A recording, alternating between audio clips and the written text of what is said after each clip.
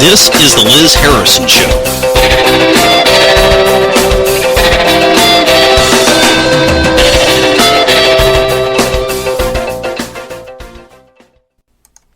Good afternoon, folks. I'm Liz Harrison. Thank you for listening to Vigilant Liberty Radio. And also thank you if you're catching us on the late side over on K98talk.com. It's been an interesting day. Thursday, January 15th. Woke up this morning to the headlines, the Tsarnaev attorneys. Delay. Of course, the judge isn't letting them. But I had to be amused. Christian Science Monitor.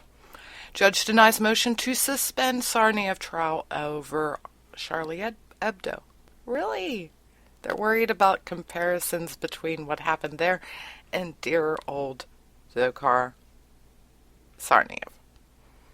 Really?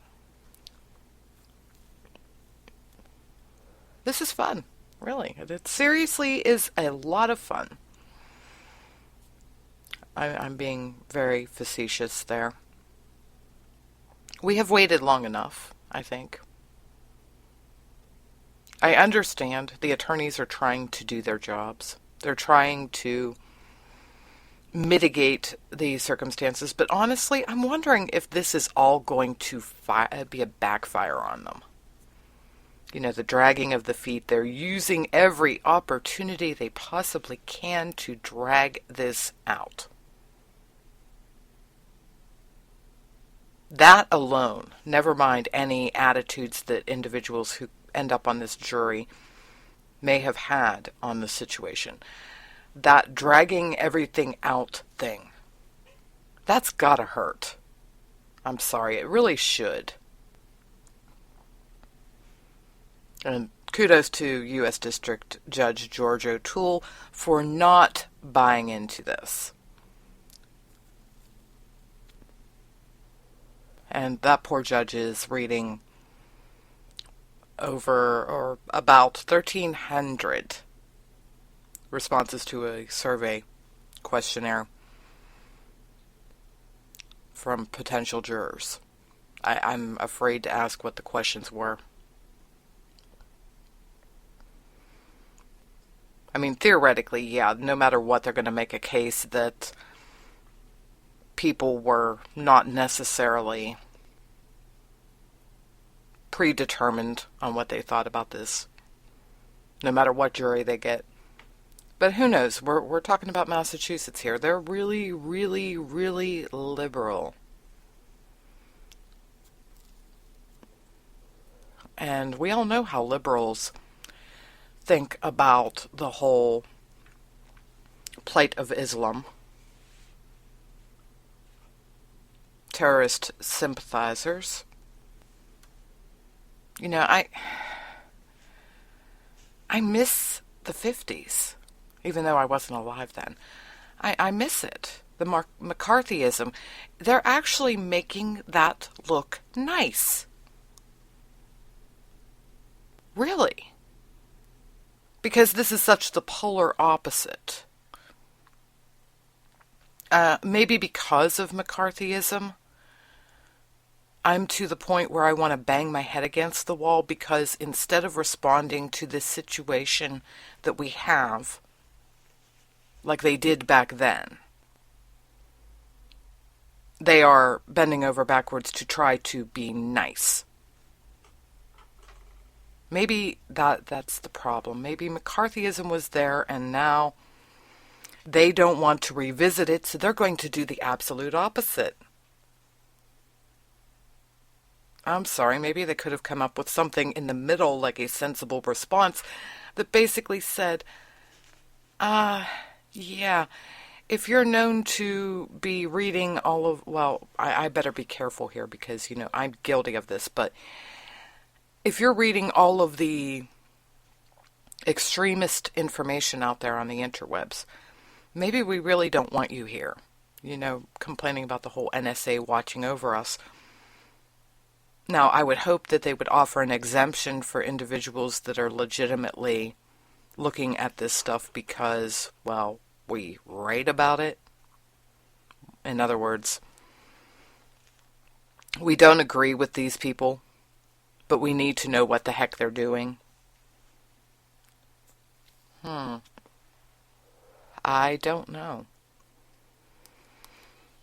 But to understand exactly how deep it's gotten, I have a little rant coming against an institution in Durham, North Carolina. Duke University. They are going to have the Muslim call to prayer chanted every Friday at Duke University.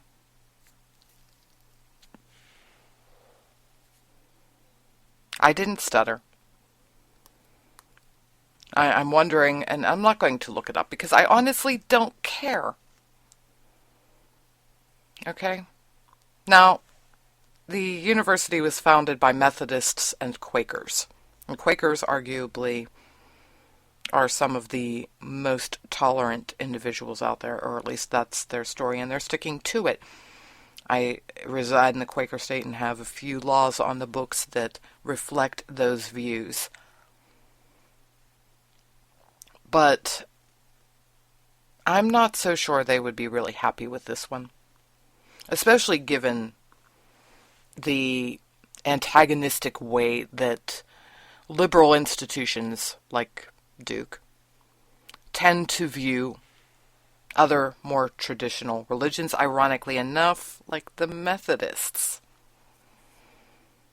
But we're told that, they do ring the bells whenever Christian services are commencing.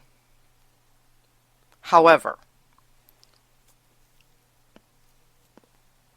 the people who are giving kudos to Duke for doing this, regardless of what Duke says, are the very people that will back the Freedom From Religion Foundation every opportunity they get.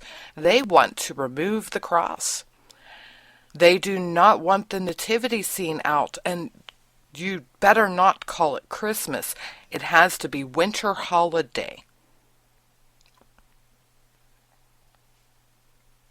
Seriously, folks, come on now. Religious pluralism. No. Religious pluralism as long as you're not Christian. Tell the truth. Please, quit being so high-handed, ridiculous, hateful. However you want to cut it. I mean, really. Come on now. You're going to play nice with Muslims because you're afraid of them. This isn't about religious pluralism. You don't want a target painted on you. That's all there is to it. Give me a break.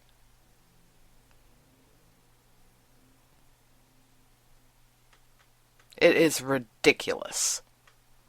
Oh, and it's a good thing the school no longer resides where it was founded, because, it was in the town of Trinity. Wow.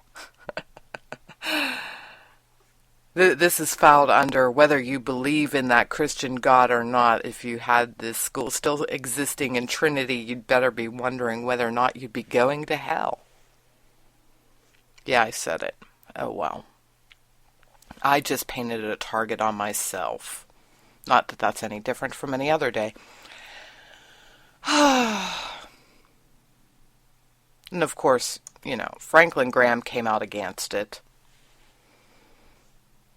On the Google Plus, terrified liberal professors at Duke University announced ... Yeah, we don't have to go into that. We don't have to explain. Just said it. Please, be honest. Try. At least a little. This isn't about pluralism. This is about saving your own collective asses. That's all it is. You do not want to be perceived as somebody who isn't going to bend over backwards and do what the Muslims want. Now, I've got news for you. I'm still trying to figure this out. Maybe they don't have a history department at Duke. Maybe they don't. Turn the clock back. The potato famine. Ireland. Masses of Irish people come here to America. And what do you see signs in the window saying? Irish need not apply. Civil War. You go out to Gettysburg. There are piles of monuments to Irish brigades. Why is that? Because when they initially came here, before they assimilated, pay attention to that A word, they did exactly what Muslims do here now. That's what every immigrant group did. This is why the city of Pittsburgh has Polish Hill. Well, that's where the Poles went to live when they first came to Pittsburgh off the boat. However, while there are still some relative remnants of what Polish Hill was, Polish social clubs, Polish churches, when you go through the names, well, we don't have the phone book anymore, but if you would go and get a list from the United States Postal Service, or if you went through the tax records in that region, and they had the last names of the individuals there, the proliferation of Polish names is no longer the case. Why? Because the people who came here learned the language, learned the culture, kept little bits of their own, which we're all thankful for in our own ways. But they assimilated. They changed to fit in with society.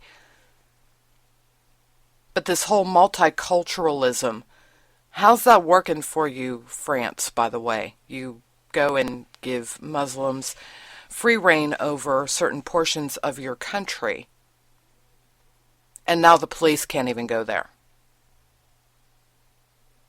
They're starting to do that here in small little pockets. I've got news for you folks. This doesn't work. And let's be honest. Let's be really, really honest with ourselves here. The people who came to this country up until recently, very recently, had a basic desire to leave troubles that they had at home behind them. It was a new start. It was a new opportunity to build something better. And they did it. That is how this nation grew. That is how this nation became the biggest, the best at just about everything. It wasn't multiculturalism that did it. It was a group of multiple cultures working together for the common desire to build a new life. But that's gone now. Why do people come here now? We have Muslims coming to this country. Is it to escape, or is it to conquer? Because those are the two options, folks. Escape or conquer. Well, the ones who came to escape are like Ayaan Hirsi Ali, and they don't want her speaking in liberal institutions because she's, well, politically incorrect. So that means that this administration, the liberals, are promoting people that wish to conquer us from within. And that would be the good reason why I started comparing the whole situation to the McCarthy era. Because back then we were desperately terrified of the concept of communists coming to this country and getting into power and destroying our nation from within through the proliferation of communism. Wow, that was a good time. We were actually trying to protect, granted it went over the top and got completely out of control and turned into a witch hunt, and it was fueled by fear. But they were trying to protect our way of life, our freedom. Now they're telling us, no, you don't have the freedom to say that you don't agree with certain groups of people, especially when they have a basic desire to turn us into them. That's not how it works here. That's not how it ever worked here until now. And the same could be said of individuals coming from south of the border. Because the insular communities that they create, they don't tend to fall apart. They keep them. It is like they moved Central America and Mexico into the U.S. in small little pocket communities all over the place, or not so small pocket communities. Really? And we're not sitting there saying, well, you should learn the language because, we haven't declared English to be our official language. There's a fine line between tolerance and handing over the keys. And the trade-off should have been from the very beginning. You can come to America. You're welcome.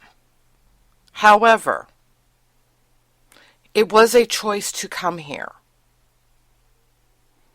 You are choosing to leave behind what you were. Some of what you believe in and what you want to do or what you think should be done with your life can continue. However, the things that are incompatible with our way of life aren't going to happen here. That didn't happen. We have female genital mutilation in the U.S. Could someone please show me? I really do want, Nancy Pelosi said, you have to pass it to know what's in it. Could someone please show me in the ACA exactly where female genital mutilation is covered? Because it must be very important to this administration to have it. Because they are not insisting that barbaric rituals be left behind. And yeah, I can pick on the Jews for that too. I'm sorry. But de Blasio, you're insane. You're having an argument over a public health issue with Orthodox Jews. And you're going to hang this all on a piece of paper where parents are supposed to go and sign. And by the way, the Orthodox Jews aren't making them sign and aren't telling them. But that's beside the point. And they won't, just saying. But, yeah, you have babies that are in desperate danger of ending up dying from herpes because of a small portion of the Orthodox Jewish ritual of circumcision. And you're talking about paper. Grow up. Under normal circumstances, yes, I'm going to stand on the side of the Jews. However, when part of your ritual involves sucking blood off of a baby's penis, thus leaving the baby open to infections like herpes, and possibly killing the child because, babies can't handle that virus. I'm sorry. that part of your ritual is incompatible with American society because we have a vested interest in preventing children from getting diseases like herpes. Just saying. This is important to us. It is a public health issue. We don't like the idea of having the CDC go and say, any children died of this disease. Women end up having to go through cesarean section if there is any thought in the doctor's mind that she would spread this disease to an infant. But you're going to go and give it to a baby by putting your mouth on an open wound. No. No, that's intentionally doing it. Really. Come on now. Stop. I understand. You hold this dear and everything else. If you really do, I hate to say this, go somewhere where they allow it. And de Blasio, please stop playing with paper. Man up and just say, it can't be done. It's illegal. We're sorry. We want to respect your beliefs, but your beliefs do not outweigh the health and safety of infant children. It just doesn't. And this goes for, Muslims too. Female genital mutilation. Back to that again. On what planet do we ever think that could ever end up happening here in this country? I understand it's done underground. It's not done by legitimate doctors with licenses in this country. At least as far as I know, it hasn't. If it ever does happen, the first thing that I want to see is that the government in question, the state government, where this doctor resides, immediately revokes the license.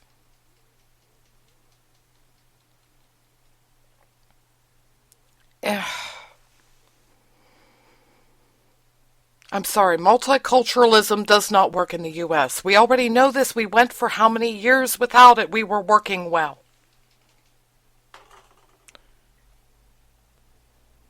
It doesn't work to bring all of one's culture into this country and try to carry it on. You have to surrender something to become an American. See, this is why a lot of conservatives go and say, we don't like hyphenated America. This is it, folks, right here. It is not about telling people, we want to change you completely. No. But we have some basic standards. We don't find that individuals deserve a death penalty for adultery. That's not us. We don't feel that women should be mutilated to make sure that they stay faithful and have no interest in sex. That's not us. And we don't believe that the penalty for disagreeing with someone's belief system is death. That's not us. We don't believe that disrespecting the deity that someone worships deserves a death penalty. That's not us. If it was us, you know what? There would be no Freedom from Religion Foundation because the Christians would have killed them all by now. Because how much more disrespectful can you get than to sit there and tell Christians, you have no right to show that you have your faith in any way, shape, or form in the public square?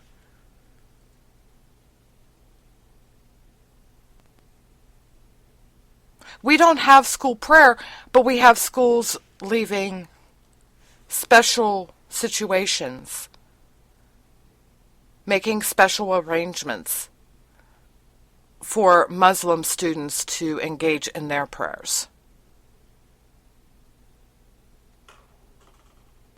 Really? And this is fine. We say that the state cannot recognize a specific religion, but yet we have states going and putting in special sinks in state-owned properties for washing the feet because that's what they do in Islam. Really? Really? That's your tax dollars, folks. You're paying for individuals to be able to follow Islam.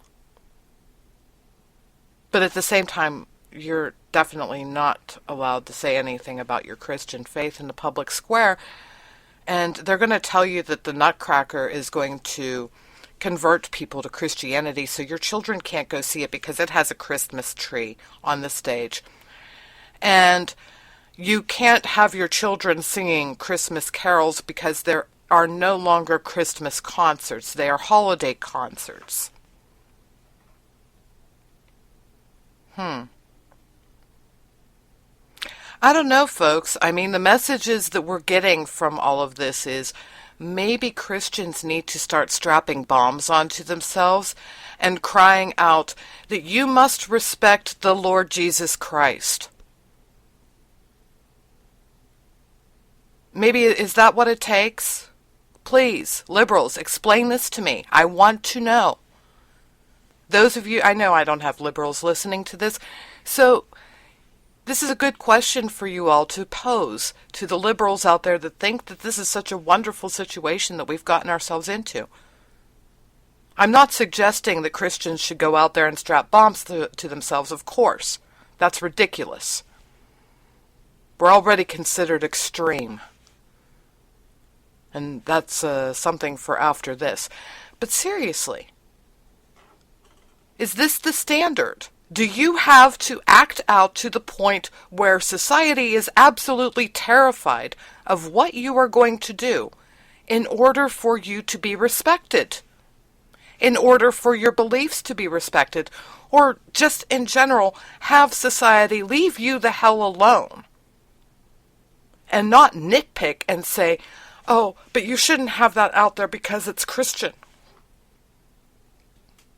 And by the way, yeah, this whole thing has gotten way beyond what it ever should have been, because with the whole school prayer ruling years ago, we muddied the water. The First Amendment does not guarantee that all government entities, from the Fed all the way down to the local level, must not recognize any religion as the, quote, state religion. No, this only applied to the federal Congress and the federal government. That's all. And it was done to prevent a repeat of the Church of England.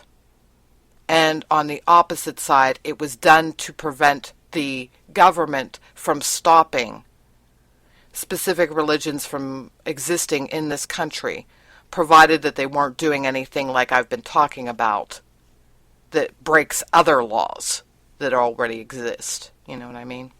Okay. Well, we're at the bottom of the hour, so I'll talk a little bit more about extremism and exactly how much free speech they really do have over in France.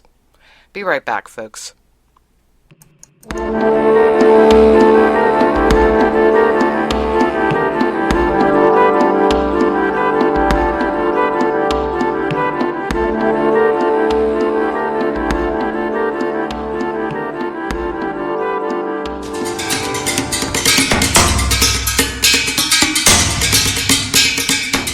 This is Vigilant Liberty Radio News from Independent Journal Review for January 15th. The House of Representatives voted Wednesday to overturn President Obama's executive actions on immigration, also overturning a 2012 directive that safeguarded immigrants who illegally came to the United States as children.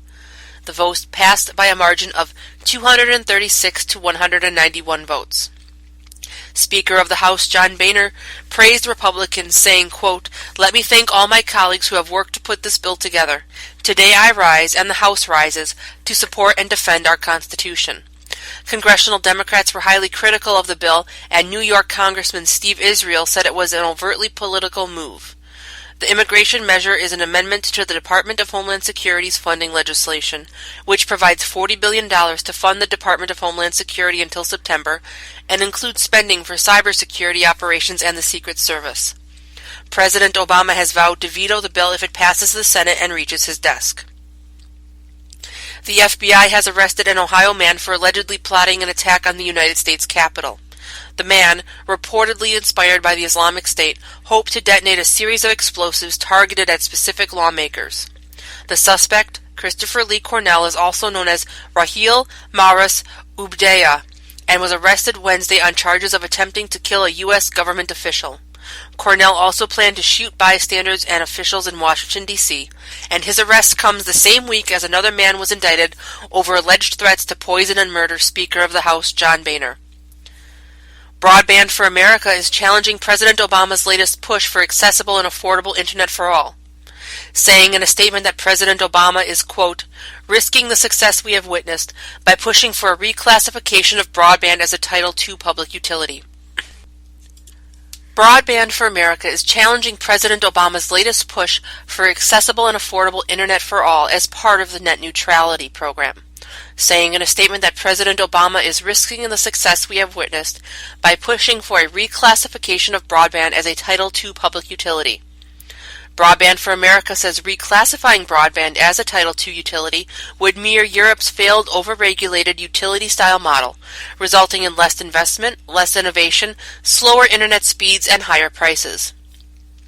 A Progressive Policy Institute study shows, for example, Iowans would face nearly $50 in annual new wireline fees and over $50 annually in new broadband fees. In a speech on the issue, Obama mentioned executive action, indicating he may intend to bypass the legislative branch and make net neutrality law by executive order or memo. Senator Ted Cruz is the newly appointed chair of the Subcommittee on Space, Science, and Competitiveness, and a press release by the senator has called for a refocus of investment on the hard sciences and not, quote, political distractions that are extraneous to NASA's mandate. The press release also called for the U.S. to work with and lead international partners in space exploration, and that the subcommittee will take up reauthorization of the Commercial Space Launch Act to foster an atmosphere of innovation and competition as one of its first orders of business. This has been Amy Curtis with your Vigilant Liberty Radio News from Independent Journal Review for January 15th.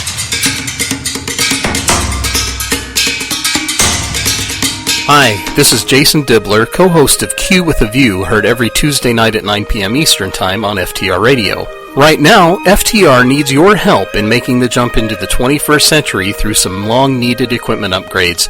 This is where you, the great and loyal listeners of Great Conservative Talk Radio, can really lend a hand. Visit GoFundMe.com/helpupgradeFTR right now. Your assistance, no matter how small, will help to ensure that FTR can continue to offer some of the best conservative radio on the interwebs. Your donation of $50 gets you up to 60 seconds of airtime on FTR Radio 4 times.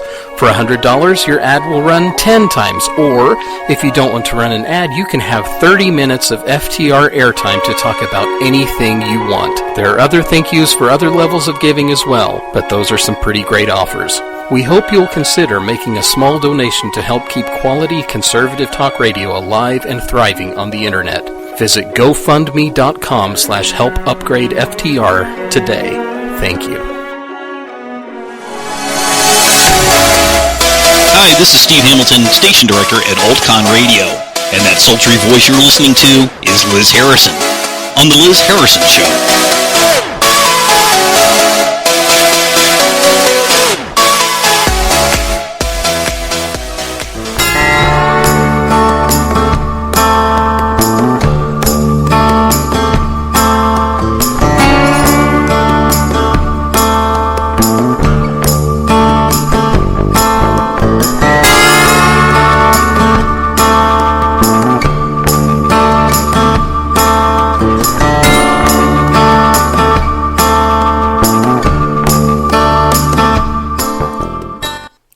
And we're back.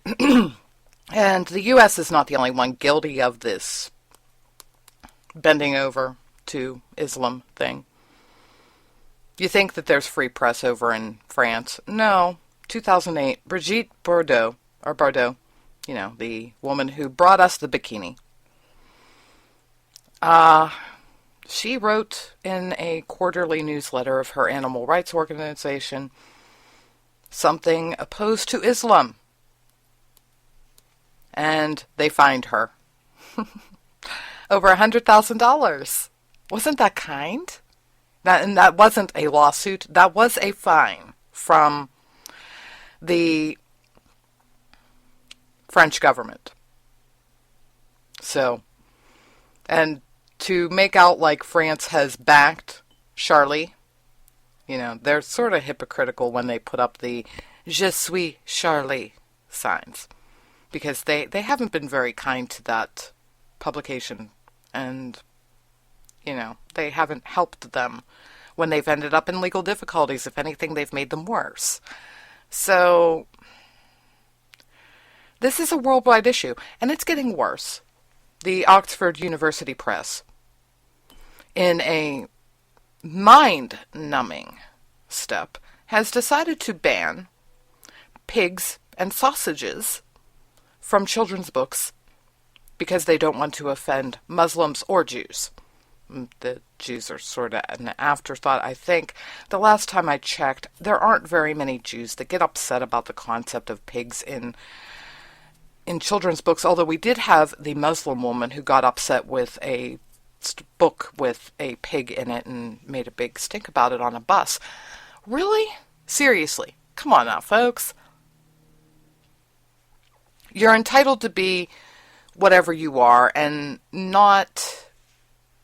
You don't eat pig, fine. I'm not going to understand you. Bacon is God or something like that. No, I'm not going there. But yeah, bacon is a gift from God. There you go. But seriously, I'm not going to force you to eat it. I'm not.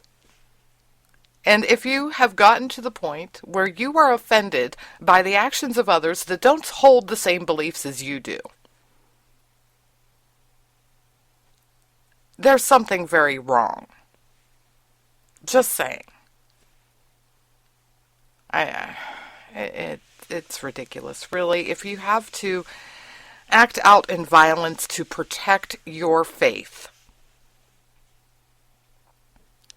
there's something very wrong. If you have to file grievances to protect your faith, something is very wrong.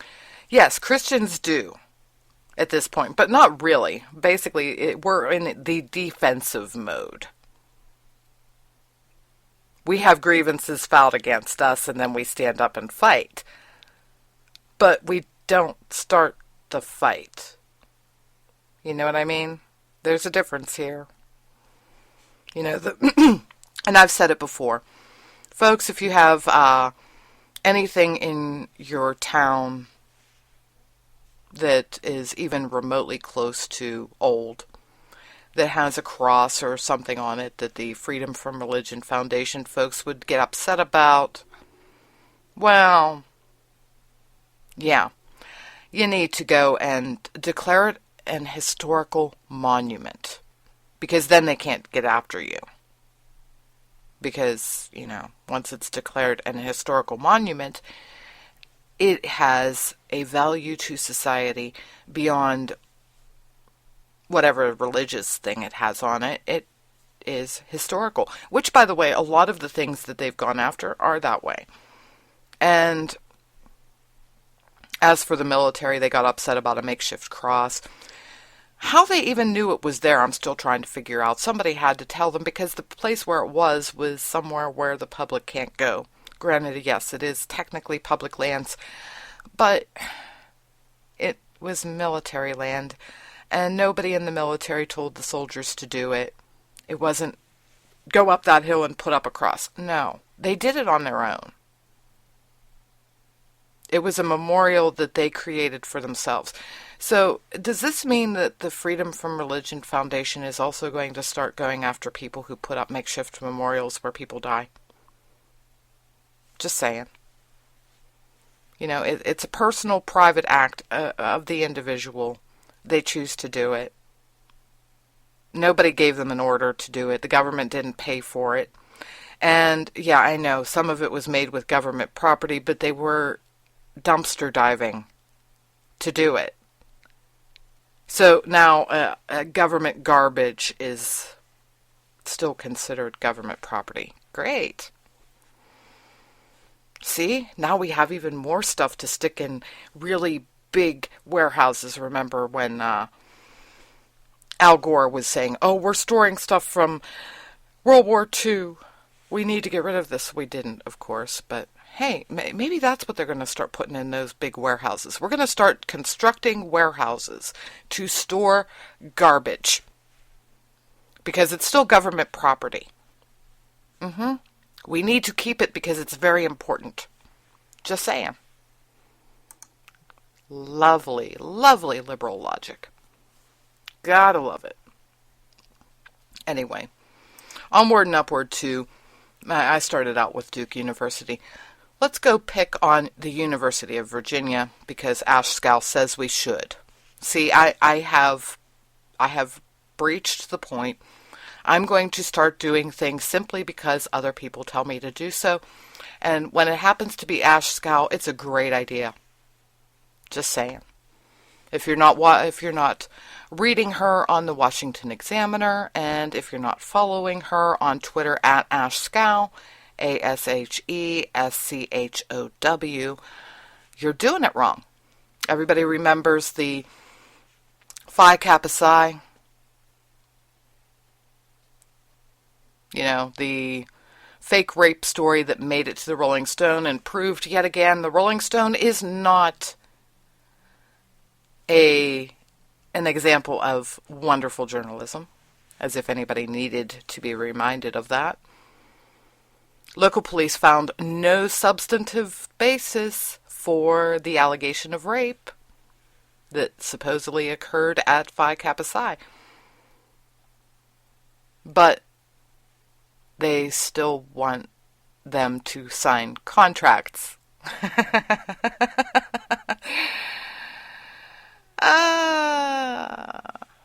And they're more stringent than they have been before. Really? Come on now, people. People, we need to try to relearn the word responsibility. Okay?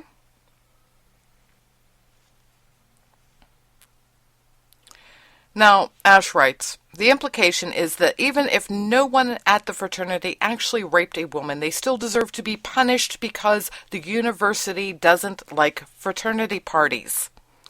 Imagine the outcry if women who had been sexually assaulted were punished en masse for underage drinking. Or consider the reaction when women are asked about their past sexual histories when testifying about their sexual assault. Seriously? No, it isn't right to rape women. Does rape occur more often when women are silly enough to get drunk at frat parties? Possibly. Give me a break. Really? This is getting ridiculous. Because, see, the bottom line at this point is it's getting to the point, and this goes for the NFL too, because we just had a new sex scandal come out.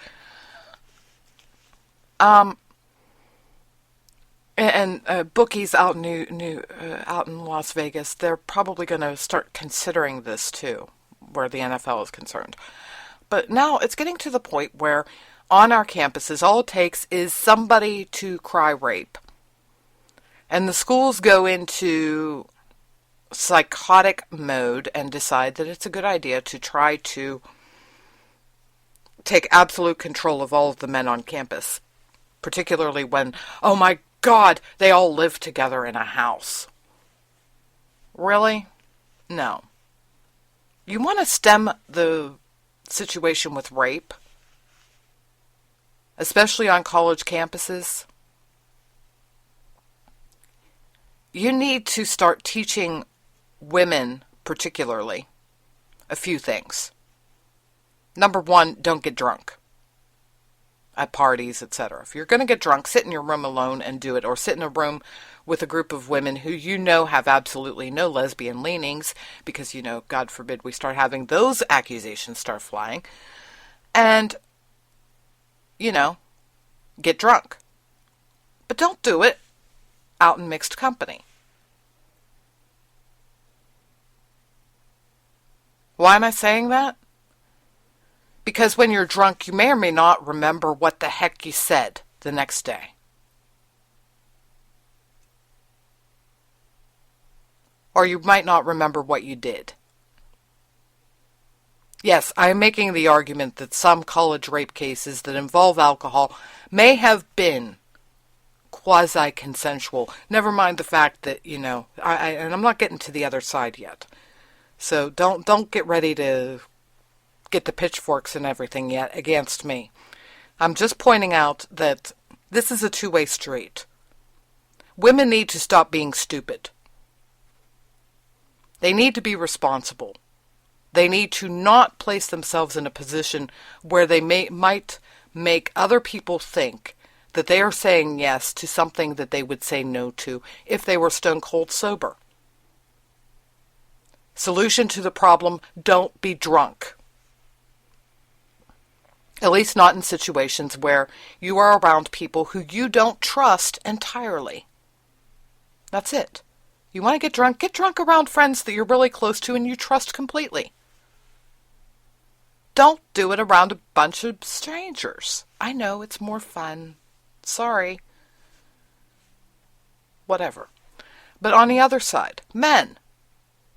If the woman had a drink, the answer is no. Don't even ask. The answer is no. That's a simple solution to the problem, don't you think? Then there is no argument later. Then there is, oh my God, I can't believe I did that and I'm going to call rape now. No, you don't have that happen if you don't have sex with women that had even one drink.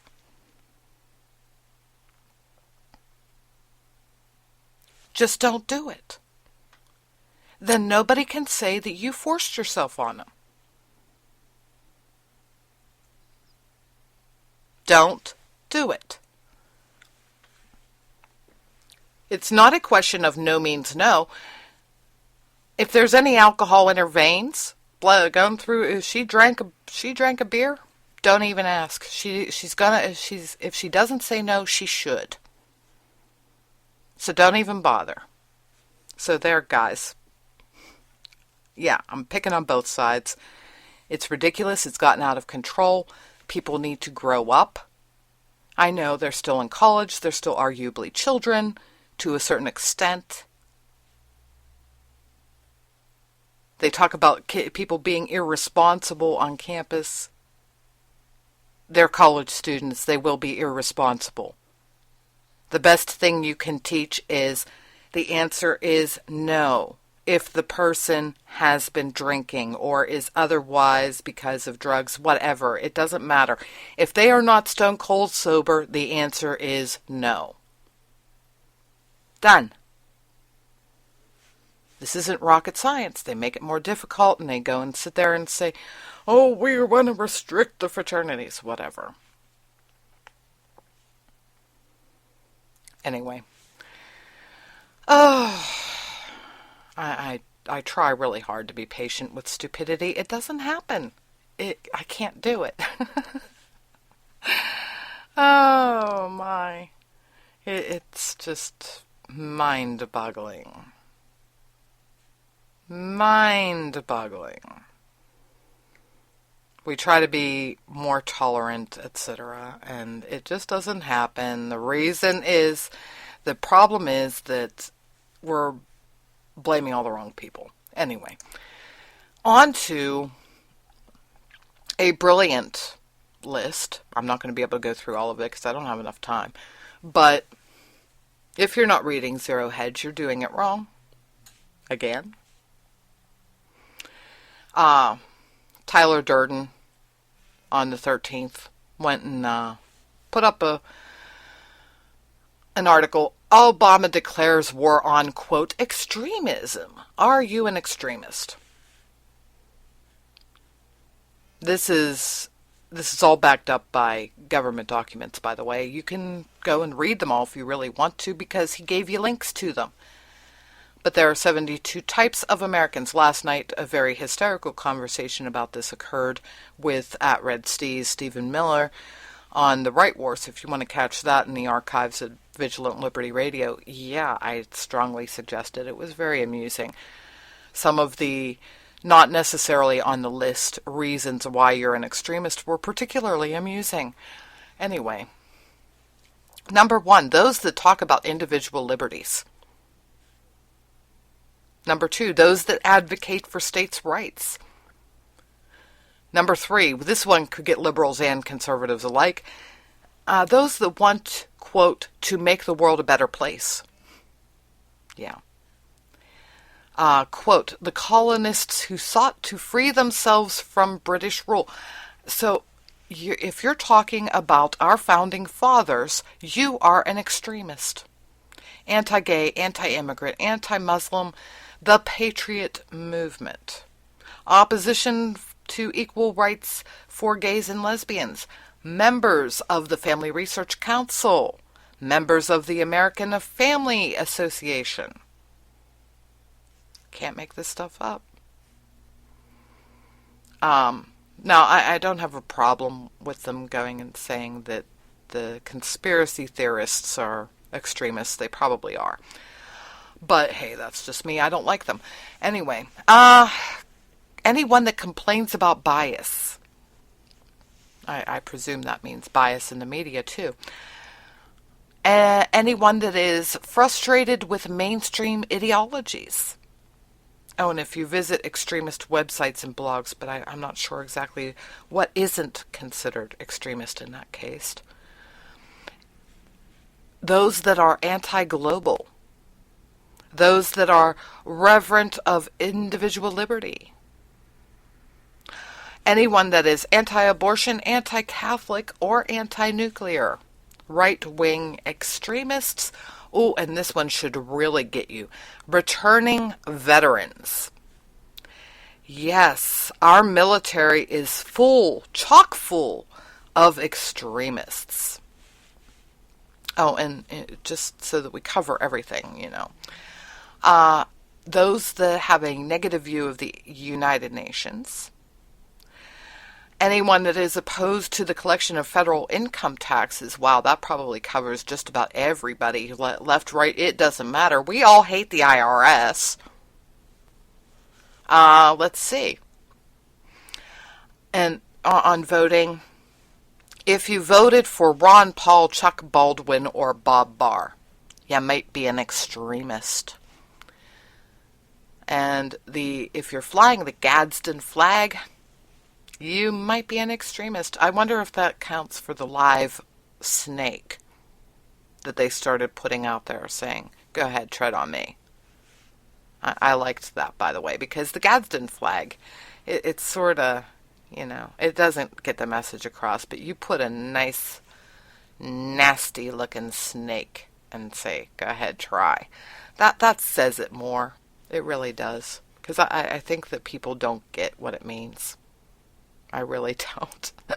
The flag doesn't deliver the message anymore. So, go to Zero Hedge. Read about this. It's really frightening in a lot of ways. And yes, there is a link. Oh, and of course the last one is evangelical Christians. So, yeah, you're all extremists. You are a danger to our society.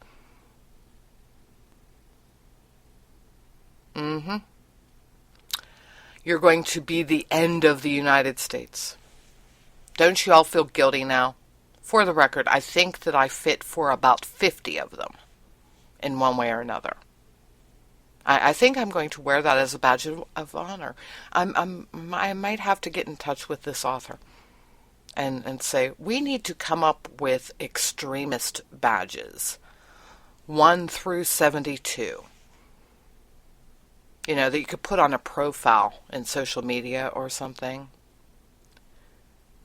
So, like creating degrees of extremism. And the one that wins the day is the one who has it to the 72nd degree. You got them all. I'd like to meet that person because some of these things are, you know, sort of diametrically opposed.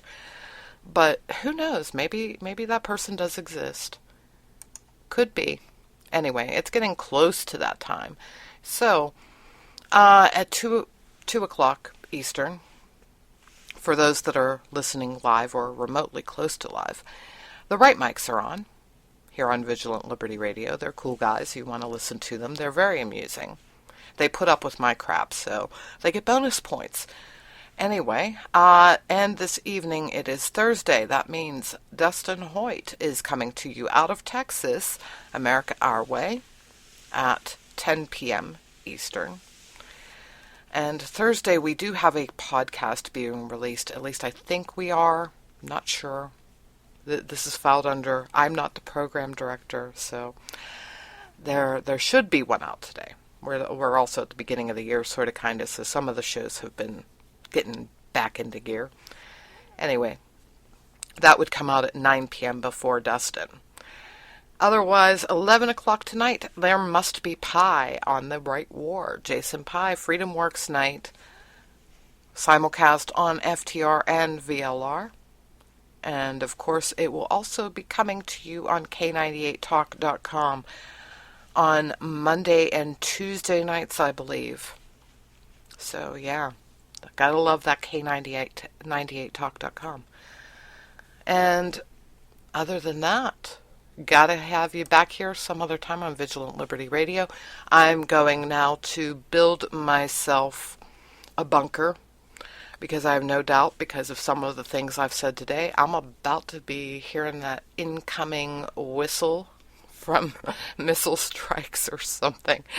I've got to go hide from all of the Muslims and probably some Jews. I'm sorry, but, you know, I used to be in healthcare, so the whole religion never trumps the health of children, especially since I actually did work at a children's hospital for a while. So, yeah, not winning points with me, folks. Sorry.